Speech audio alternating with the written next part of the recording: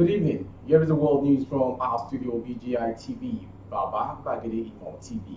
First are the major headlines for this hour. I am Rabi Lawal. Nigerians are competitive abroad due to good education from home. Buhari.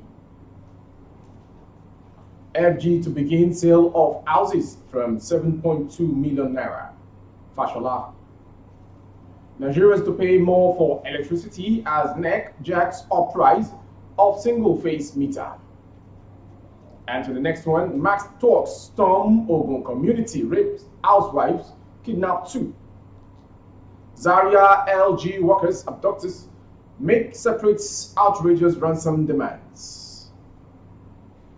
And to foreign countries call for urgent need to address humanitarian terrorism threat in Afghanistan. And to sport, go for victory over Liberia today. Dari charges Super Eagles. Now the news in details. President Muhammadu Buhari says Nigerians all over the world are very competitive, noting that they acquired the threats from home where the citizens have been properly educated and immersed in business rudiments. The president said this on Friday when he met with the Minister of State Foreign Affairs of United Arab Emirates, UAE, His Excellency Sheikh Bout Al Nahyan, at the sidelines of the Paris Peace Forum.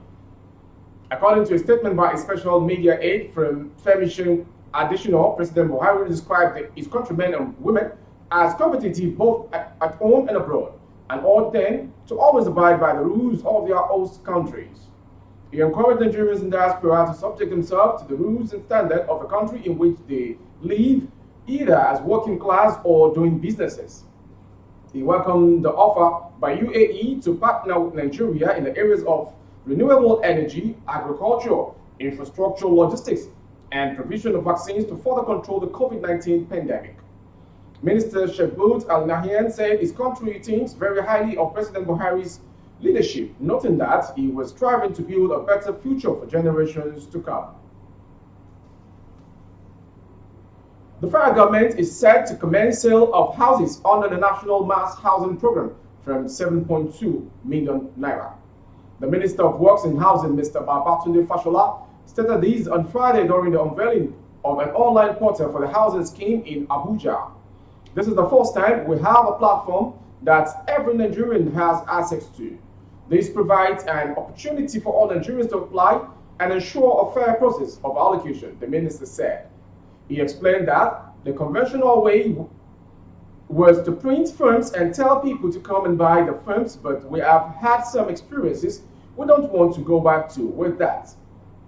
Fashola added that projects are spread across the states of the Federation and the Federal Capital Territory, adding that the highest selling price is 16.19 million naira. According to him, over 5,000 units of houses are at different stages of completion under the program.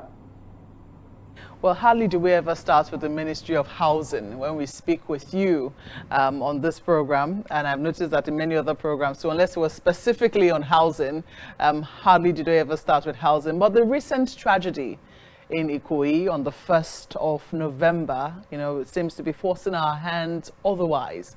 As a former governor of Lagos State, where the tragedy occurred, and one who had to also combat the menace of collapsed buildings, and now one who heads the Ministry of Housing, what wider implications do you think that collapse had for the housing sector? Well, it's really first a matter of pain and regret that in the process of supposedly developing shelter and providing opportunities for growth, a tragedy that leads to the loss of many lives like this has to occur, and one is really saddened by this, and I wish that this would be the last.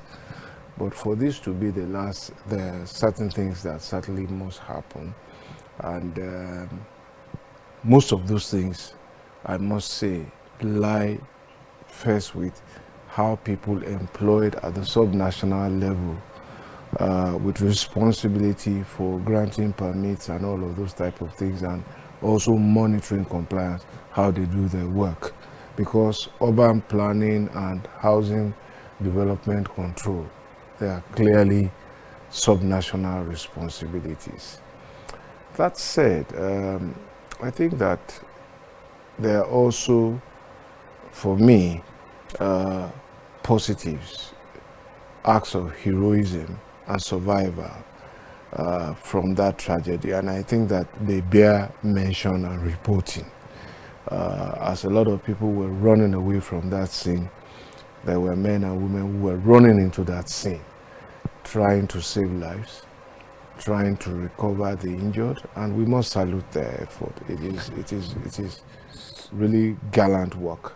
Why you say that there are lessons to be learned from it, and you're hoping that this will be the last one, and you've said that largely, regulation must lie with the subnationals, and that's where it lies. Some people have spoken of a national housing code. Went to the Federal Executive Council for approval, which was approved, and then if you go back into your file, you will see briefings that I made after the Federal Executive Council on the day that it was approved. But we didn't stop there. We then shared the contents of the code at the National Council for Housing and Lands. That is a National Council meeting that we hold with all state commissioners responsible for housing and land matters, where we share national policy. Just as I have this year shared the national tolling policy with all states at the National Council of Works. But that is one side of the story. And even though I am not an engineer, I know that the practice and the study of engineering, there are things that have become global and standard. And whether you study engineering in Nigeria, whether you study it in the North Pole, there are some basic minimum things that have become like global standards that nobody can invent his own type. And therefore, with or without the existence of a national building code, there are some things that are just the product of science and arithmetic that decides whether a building stays up or stays down. And they teach you that as foundational work. I'm sure anybody in the built industry will tell you this. Well, I think a complaint from those who say that, we do not have one is that the building code doesn't have the force of law, does it? Well, again, if there is need to legislate on the details of a building code, that may be work for those who feel so strongly about it to how do you say, to challenge our legislators to enact the law. But these things have become... You don't see a need for it? These things have become so quite global in their application. How you mix concrete, how you design the substructure, what kind of reinforcement you use, how you build in certain terrain, if it's swampy, if it's marshy, if it's rocky. These things have become so global, and I think people should stop looking for another layer of legislation. They have become trade practice, if you like, that you know that if you do them, the results that you expect are predictable, and if you deviate from them, the consequences can be similar to what we are now having to talk about. I think the concern for a number of people is now that these consequences happen by not following, because we're yet to see what the outcome of the investigation that will be carried out by the Lagos State panel will give out. But obviously something went wrong, and they believe that people should be held to account, and they think that perhaps if there is a building code with a force of law, for accounting. Yes. You see, and again, without trying to preempt what the state government has done, this is a classic case for a coroner's inquest. And once you have a coroner's inquest, there is enough laws to ensure that you punish people. There is possibly a crime element if the coroner finds one. There is probably a dereliction of duty if the coroner finds one. And all of those things resulting in loss of lives. and damage to property have consequences under our criminal law enacted. So it's not about looking for more laws, really and truly. The professional associations, and this speaks to professionalism really, and the need to weed out those who are not authorized to do certain things from attempting to do them or actually doing them without consequences. There are also professional regulations about minimum standards of conduct and behavior in that trade, and there are actions that will be deemed to have brought the profession into disrepute. And so there must be a self-examination too amongst all the possibly identifiable people and the profession and the trade groups that they represent in the built industry to say, no, we will not accept this standard. I don't know if you see any other implications internationally for our housing sector. This is the building which came crashing down was in a luxury market, obviously also to attract international investors, and them looking at the local markets and wondering what is going on in Nigeria. As Minister of Housing, do you think is of concern to you? I'm always looking for the positive and bright side of things, really. So my sense would be that the outcome of the investigations, how we manage this, for example, will send the most compelling message about our seriousness to any investor looking in from outside, that this was an exception, not a rule. Indeed. Now let's talk about the housing sector in general. Now, just a few days ago, the federal government announced a housing bond to raise capital to finance and develop housing infrastructure in Nigeria.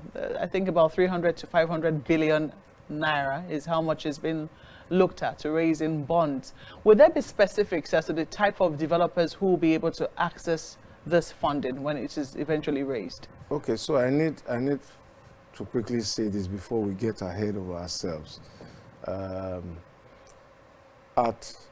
In the course of my intervention in this industry from many years back to now, there are certain things I've also learned. And one of the things I see is that as a federal government, although we have a Ministry of Housing, the real deal lies in the states. That's where the land is controlled by the states. That's where the residents are controlled by the states. And without the land, how many houses could federal government possibly build? And some of the recommendations and discussions I've had at the Federal Executive Council and at our last retreat was that, look, listen, we need to review what we're doing. Yes, we have the Federal Mortgage Bank, but is there another way by which we can inject more capital into the market so that slowly but surely we become what we should be, really, a policy ministry for the country, while the real bolts and nuts gets done at the state level. So, and I think that has caught the fancy and the attention of some people, and they think that this can be useful, because I suggested that as a federal government we should be looking at how to invigorate our fiscal and monetary policies such that there can be longer term funding for financing for housing, because houses are not things that are built and perishable, so they last for decades. Can we find the kind of funding that matches them in terms of construction and life cycle? And also, houses are not things you should buy off the shelf, like a pair of sunglasses and so on and so on. Can we also find longer term finances to support those who want to take mortgages? People have chosen to call it a bond. As I said in my speech, it may be a bond, it may be more than a bond, it may be a sukuk, it may be a tax credit scheme, it may be anything, but it is for all of those who are likely to be impacted. And that's why we invited Ministry of Finance, invited Debt Management Office, we invited the builders, and we set up a working team to also talk to the people who are likely to be off-takers. What can we do more to improve the situation? There are things that exist that are not yet being optimized. There's a long conversation going on And DMO was with us saying that too, some of these things already exist. And if they're not hitting target, perhaps this working committee can come back with recommendations that help us to address them and make sure that we hit the target. From Monday, Nigerians will pay 13,766 and 26,829 naira more to get the 11 power distribution companies disclosed to provide them with single-phase and three-phase meters, according to an order approving these by the Nigerian Electricity Regulatory Commission (NEC). A single-phase meter has risen by 13,767 naira per unit from 44,896.17 naira to 58,661.69, while a three-phase meter will now sell for 109,684.36, which is 26,000 naira 829, increase from the current 82,855 naira.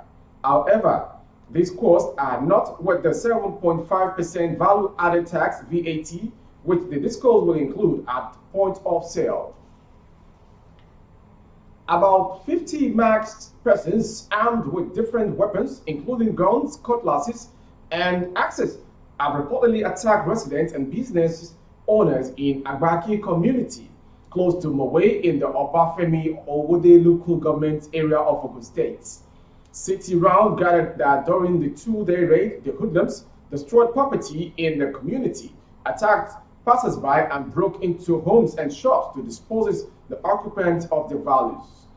A landlord in the community, Ibrahim Meshioye, said the kidnapped victims had yet to be reunited with their families, adding that residents described their homes due to the insecurity occasioned by the incessant attacks on the community. The abductors of Zaria local government staff in Kaduna State have made separate phone contact with families of victims on Friday afternoon and demanded for various sums of money as ransom. A source who claimed to be related to victims said the ransom demanded were outrageous and expressed hope that the bandits will reduce it to an affordable rate. Although the source pleaded for anonymity and could not disclose the amount placed on his relation in captivity, he urged the authorities to come to their rescue, pointing out that the captives are local government staff who were abducted while on official duty. Meanwhile, the location of Northern Group's CNJ has put its planned protest on the matter on hold pending further development.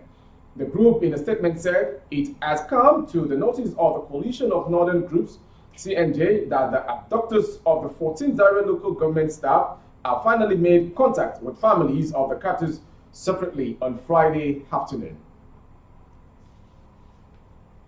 To foreign.